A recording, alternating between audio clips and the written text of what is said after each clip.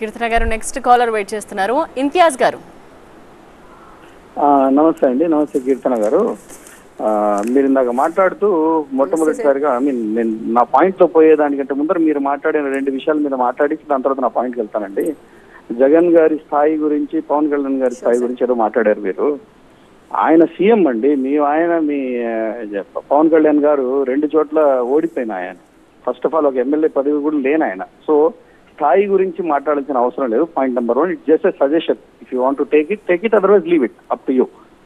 ఎందుకంటే జగన్మోహన్ రెడ్డి గారికి ఉండే ఆదరణ ఈ రోజు కొత్తగా మీరు చెప్పేది ఏమి లేదు. చాలా మంది కాలర్స్ వెయిట్ చేస్తున్నారు. ఇంతియాజ్ గారు నెక్స్ట్ పాయింట్. అదే అండి, ఇప్పుడు సభలకు ఎవరు రావట్లేదు, ఆయనకి అసలు ఏమీ లేదు, మొత్తం దోచుకుంటున్నారు, దాచిపెట్టుకుంటున్నారు అని ఏందేందో చెప్తున్నారు. అసలు మీ కూటమిలో ఉండే అతిపెద్ద స్కామిస్ట్ పార్టీయే బీజేపీ పార్టీ. ఎలక్ట్రల్ బాండ్స్ లో కానీ ఏదైనా అన్నిట్లో ఉండే స్కామ్స్ అంతా బీజేపీనే. మోడీ హటావ్ దేశ్ బచావ్ అనే దాన్ని ఆ నినాదం జరుగుతున్న దాంట్లో మీరు వచ్చి ఈరోజు కొత్తగా జగన్మోహన్ రెడ్డి గురించి మాట్లాడటం ఏంటండి? జగన్మోహన్ రెడ్డి గారు చేసిన సంక్షేమ పథకాలు మీరు మళ్ళీ చెప్పొచ్చు మా డబ్బులు మాకు ఇచ్చారని. మా డబ్బులు మాకు జగన్మోహన్ రెడ్డి గారు తప్ప వేరే ఎవరు ఇవ్వలేదండి. మీ మోడీ గారు ఇవ్వలేదు, ఆ చంద్రబాబు నాయుడు గారు ఇవ్వలేదు. పేదలకి ఈ రోజు ఆదుకున్న ఏకైక ప్రభుత్వం జగన్మోహన్ రెడ్డి గారి ప్రభుత్వం. ఆయన నాయకత్వంలో అందరం బాగున్నాం. First point. మీరు నాకు చెప్పొచ్చు మీరు దుబాయ్లో ఉన్నారని. నేను ప్రతి నెల ఇండియాకి వచ్చి పోతుంటాను. సో నాకు గ్రౌండ్ లెవెల్ వర్క్ తెలుసు, ఆ డే ఉందనేది తెలుసుకునే మాట్లాడుతున్నాను. అదే అడుగుతున్నానండి. ఎందుకు ఆయన అంట ఊగిపోతాడు? ఫస్ట్ నిలబడి ఆయన ఏం చేస్తాడు అనేది ఖచ్చితంగా చెప్పండి. ఊరినే పార్టీ పెట్టేసి నేను జగన్మోహన్ రెడ్డిని దించడానికి వచ్చానని చెప్పడం కాదండి. జగన్మోహన్ రెడ్డి లాగా నిఖార్స్ అయిన మనిషిగా నిలబడి అన్ని 170 స్థానాల్లో నిలబడి పోటీ చేయమని చెప్పండి. పార్టీ పెట్టి ముంచేసిన చరిత్ర మీ మెగా ఫ్యామిలీలో ఉంది. వాళ్ళ అన్న ఈయన కూడా అంతే కదా. సమాధానం విందాం. వైసీపీ కరుడుగట్టిన అభిమాని గారికి థ్యాంక్ యూ సార్ కాల్ మాట్లాడినందుకు. ముఖ్యంగా సీఎం జగన్ గారికి పవన్ కళ్యాణ్ గారితో కంపారిజన్ ఏంటి? Yeah, I will accept that. అవును, కంపారిజన్ ఏంటి సార్? సీఎం గారికి, ఒక సీఎంకి కొడుకు ఆయన. ఆల్రెడీ ఒక ప్రత్యేకమైన ఓట్ బ్యాంకు, ఆల్రెడీ ఎంపీగా ఉన్నారు.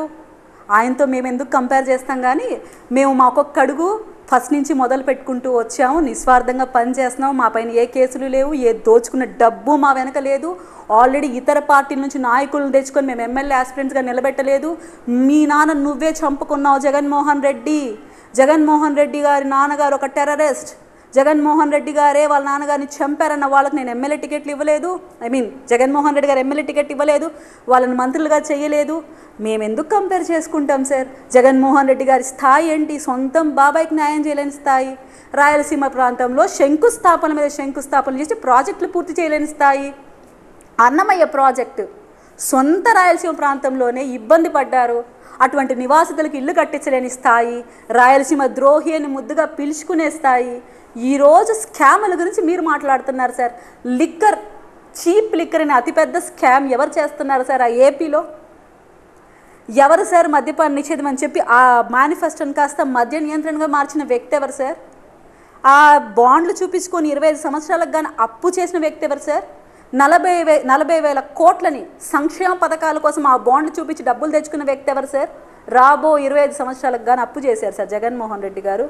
2,00,000 కోట్ల ఈ చీప్ లిక్కర్ని తీసుకొని వచ్చి బిడ్డల ఆరోగ్యాలు, భర్తల మాంగళ్యాలతో చెలగాటం ఆడుతున్న వ్యక్తి సార్. మేము ఎలా కంపేర్ చేసుకుంటాం సార్ ఇవన్నీ? టు బీ ఫ్రాంక్, మీరే ఒప్పుకోండి. అండ్ గంజాయి, డ్రగ్స్, రీసెంట్గా 25,000 కేజీల టన్నుల డ్రగ్స్ దొరికింది. అలాంటి వ్యక్తితో నేను కంపేర్ చేస్తానా పవన్ కళ్యాణ్ గారిని? అండ్ గంజాయి ఎక్కడ దొరికినా కేంద్రం వైపే, ఇక్కడే ఈ రాష్ట్రం వైపే చూపిస్తున్నాయి ఇతర రాష్ట్రాలన్నీ. ఈ విషయంలో మేము కంపేర్ చేసుకోగలుగుతామా?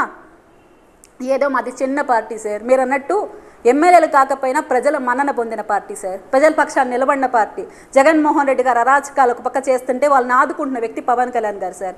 సొంత ప్రాంతంలో కౌలు రైతులను అన్యాయం చేస్తే ఆదుకున్న వ్యక్తి పవన్ కళ్యాణ్ గారు సార్. ఇది చిన్న పార్టీనే కావచ్చు, కానీ ప్రజల పక్షాన్ని నిలబడ్డాం సార్.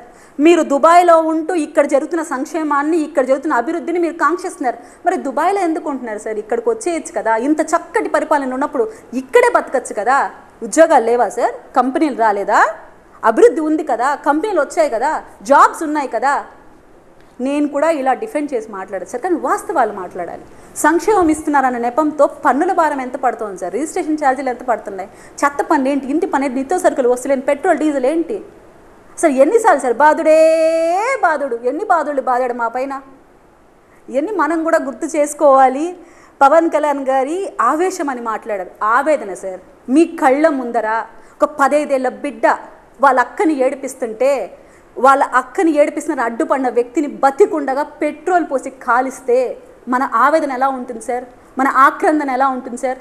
బిడ్డకి కిడ్నీ పాడై హాస్పిటల్లో చనిపోతే అంబులెన్స్ దందాకి బలి కాలేక ఆ బిడ్డని భుజం మీద వేసుకొని పోతున్న తల్లిదండ్రుల ఆవేదన చూశాడు సార్. బాధ కదా, బాధ కదా, సగటు మనిషి బాధ ఆవేదన, అది దాన్ని అలాగే రిప్రజెంట్ చేస్తారు సార్. సగటు మనిషి ఆవేదన గమనించిన వ్యక్తి పవన్ కళ్యాణ్ గారు. సో నేను కంపేర్ చేయను సార్ జగన్మోహన్ రెడ్డి గారితో పవన్ కళ్యాణ్ గారితో.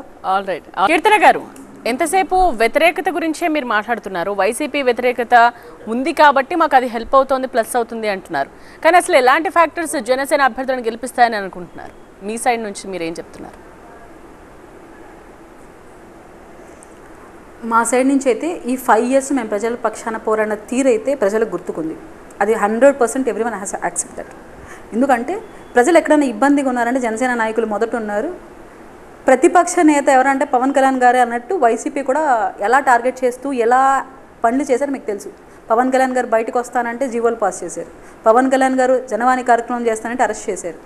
పవన్ కళ్యాణ్ గారు డిజిటల్ క్యాంపెయినింగ్ ద్వారా రోడ్ల ఇష్యూ టేక్ ఓవర్ చేసి దాని మీద ఎంత రాద్ధాంతం చేశారో మీ అందరికీ తెలుసు. అలాగే కౌలు రైతులను ఆదుకున్న వ్యక్తి పవన్ కళ్యాణ్ గారు, ప్రజల పక్షాన్ని నిలబడిన వ్యక్తి పవన్ కళ్యాణ్ గారు, వాలంటరీ వ్యవస్థలో తప్పులు జరుగుతున్నాయని ఎత్తి చూపించిన వ్యక్తి పవన్ కళ్యాణ్ గారు. ఈరోజు ప్రజలకి ఏదైనా ఒక దారి ఉంది, ఆధారం ఉందంటే అది పవన్ కళ్యాణ్ గారే అని ప్రూవ్ చేసుకున్నారు ఆయన. జగన్మోహన్ రెడ్డి గారి క్యాడర్ మొత్తం పవన్ కళ్యాణ్ గారి విషయంలో వ్యక్తిగతంగా టార్గెట్ చేయడం కోసం ఇంపార్టెన్స్ ఇచ్చింది.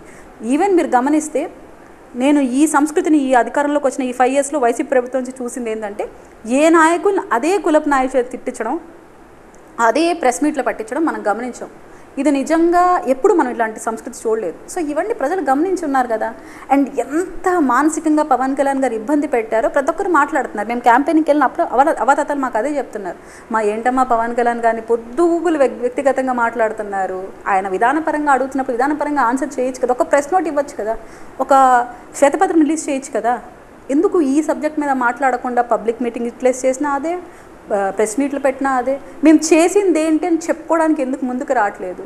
పవన్ కళ్యాణ్ గారు స్ట్రైట్ ఫార్వర్డ్గా ఇప్పుడు నేను ఓపెన్ ఛాలెంజ్ చేస్తున్నాను, వైఎస్ఆర్సీపీ పార్టీ నుంచి జగన్మోహన్ రెడ్డి గారిని, జనసేన నుంచి పవన్ కళ్యాణ్ గారు కూర్చుంటారు, ఒక డిబేట్ కండక్ట్ చేద్దాం, అప్పుడు అర్థమైపోతుంది కదా. ప్రజలైతే వాస్తవ రూపంలో జరుగుతున్న అన్యాయాల అక్రమాల వల్ల ఇబ్బంది పడున్నారు. స్వతహాగా ప్రతి ఒక్క ఇంటికి ఏదో ఒక విధంగా ఇబ్బంది అయితే కలిగి ఉన్నారు. సో ఆ టైంలో అండగా నిలబడిన వ్యక్తి పవన్ కళ్యాణ్ గారు. ఆయన వైపుకే అందరూ మద్దతు ఉంది. ఈ ఎన్డీఏ కూటమి బలంగా విజయకేతనం ఎగరవేయబోతోంది.